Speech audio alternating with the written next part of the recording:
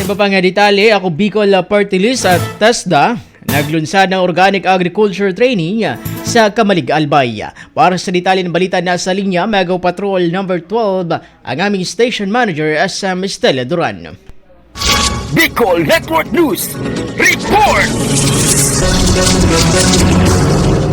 Pinangunahan ng Ako Bicol Party List sa pakikipagtulungan ng TESDA ang orientation para sa 25 benepisyaryo ng programang Organic Agriculture Production NC2 sa Barangay Palanog, Kamalig, Albay. Ayon kay Congressman Saldico ng Ako Bicol Party List, ang programang ito ay hakbang para bigyan ng pagkakataon ng mga Bicolano na mapaunlad ang kanilang kabuhayan sa sektor ng agrikultura. Naniniwala umano si Congressman Saldi na ang pagbibigay ng tamang kaalaman at kasanayan ay susi upang magkaroon ng mas maayos na kinabukasan ang ating mga kababayan. Ang mga benepisyaryo ay kasalukuyang sumasailalim sa training sa Elmiro de Shi Integrated Farm School kung saan sila ay tuturuan ng mga kasanayang kinakailangan upang magtagumpay sa organic farming. Magtatapos ang kanilang pagsasanay sa darating na Enero 29, 2025. Dagdag pa ni Congressman Saldi na ang ganitong uri ng programa